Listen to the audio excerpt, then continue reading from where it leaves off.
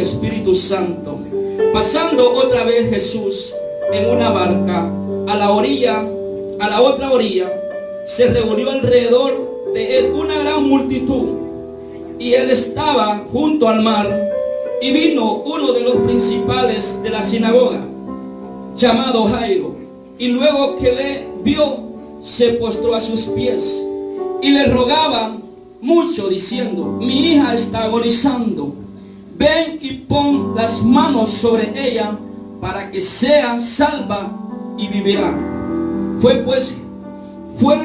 pues con él, y le seguía una gran multitud y le apretaban. Ahí lo vamos a dejar porque tome asiento. Ahí lo vamos a dejar. Este tema yo le he puesto como reverencia, cambiando la atmósfera. Cambiando la atmósfera. Nos damos cuenta, amado hermano, que cuando leemos la historia de Jairo, Jairo no era una persona cualquiera. Jairo era una persona muy importante en el pueblo judío. Jairo era un principal. Cuando nos damos cuenta de la vida de Jairo, Jairo era un maestro que conocía las escrituras. Jairo era una persona que conocía las escrituras, así como yo, usted, que conocemos la palabra del Señor. Pero Jairo se encuentra con una situación, se encuentra con un problema que él como hombre no podía hacer nada por la situación que estaba viviendo. Yo vengo a decirle a usted que usted en su propia fuerza, en su propia voluntad, usted no va a poder resolver el problema.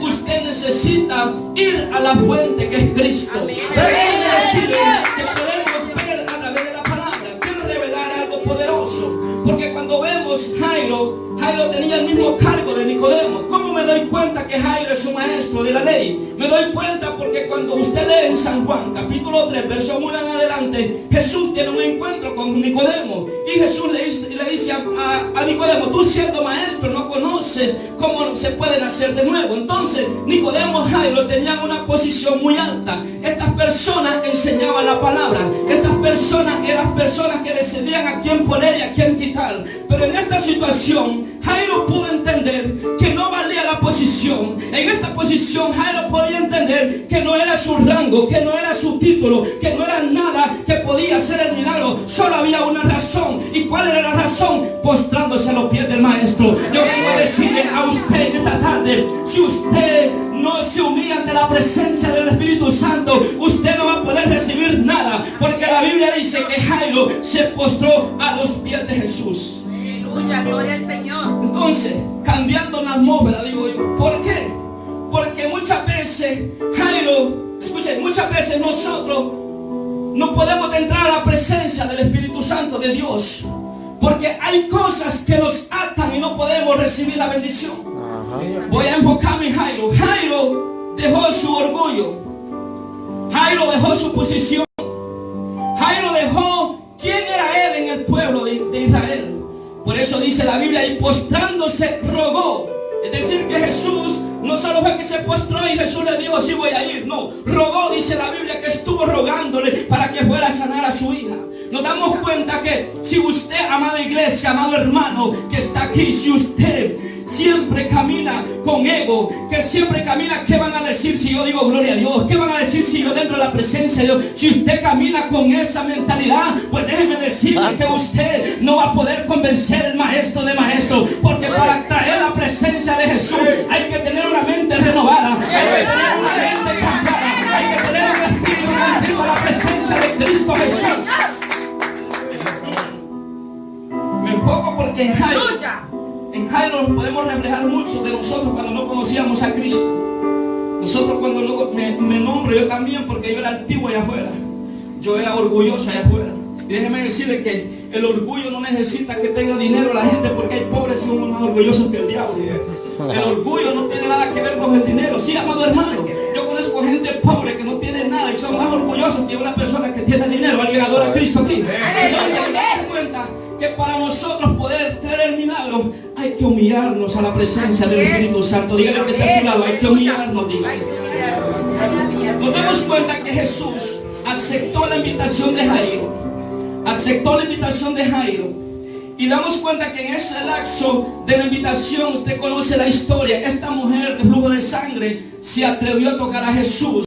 quiero ir rápidamente con Jairo, no me quiero entretener ahí. Pero nos damos cuenta que Jairo tenía amigos, así como usted tiene amigos mundanos, hermanos en Cristo. Jairo tenía amigos. Y nos damos cuenta que en San Marcos capítulo 5, 35 dice, lea, ahí habla su Biblia, ahí estamos, dice, mientras él aún hablaba, viniendo de la casa del principal de la sinagoga, diciendo, tu hija ha muerto, ¿para qué molestas más al maestro? Nos damos cuenta que ahí hay una atmósfera negativa.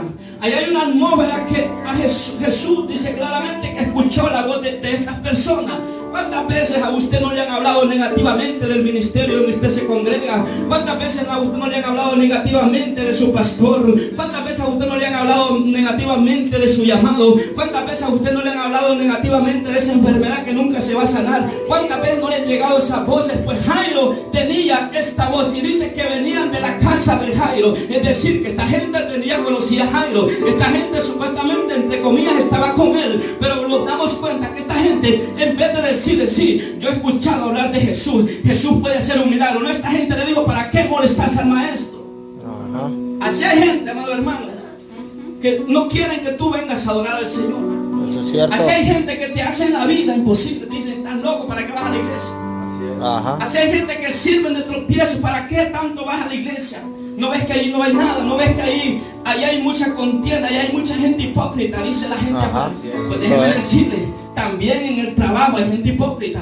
Pues déjeme decirle, pues si en el vecino es hipócrita, pues déjeme decirle, amado hermano, que afuera también donde usted trabaja hay gente hipócrita también. No podemos tomar algo nosotros como decir, justificarlo. No, yo no voy a la iglesia porque ahí son falsos. No podemos justificarlo. Déjeme decirle, tenemos que reconocer que Jesús es el único que nos puede dar el milagro. Tenemos que reconocer que solo Cristo tiene nuestra salvación. Solo Cristo tiene nuestro milagro. Solo Cristo tiene la esperanza.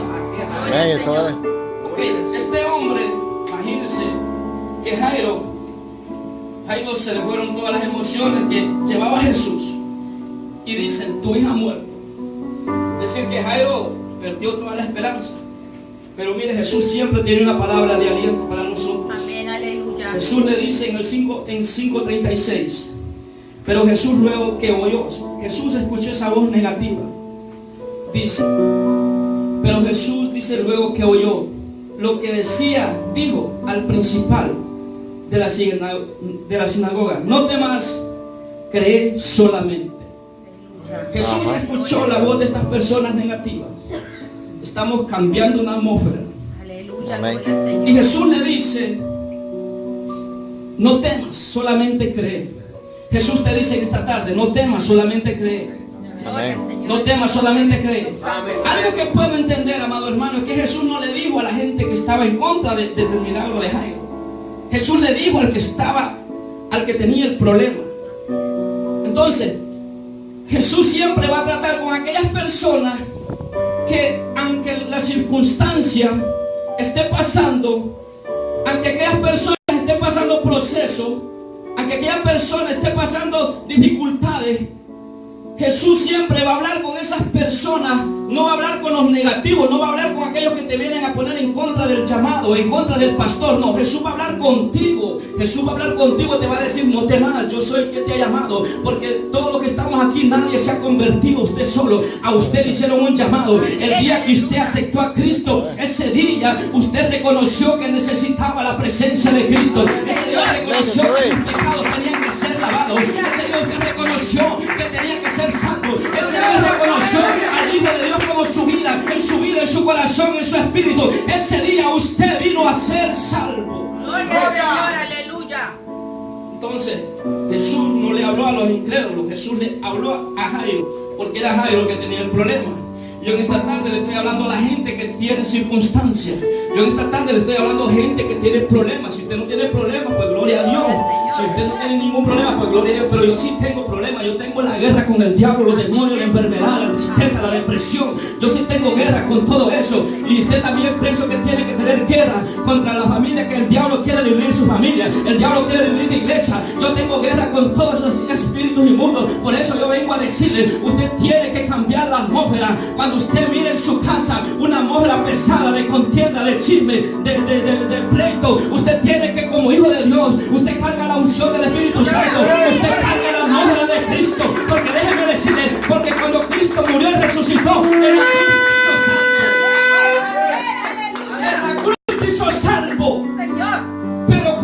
resucitó, Jesús, el ministerio de Jesús no se quedó en la cruz. Cuando Cristo resucitó, el ministerio se siguió creciendo. Por eso es que dice en Hechos 1:8, y recibiréis poder, dice, cuando haya venido sobre vosotros. Es decir, que Cristo siguió ese ministerio y lo siguió continuando con los apóstoles, con Pedro, con Juan, con todas aquellas personas que siguieron creyendo la palabra de Dios. Y hoy sigue el ministerio de Cristo. Está a través de él, a través de ella, a través de usted, a través de usted. Por eso dice en Marcos 16, y sobre los enfermos pondrán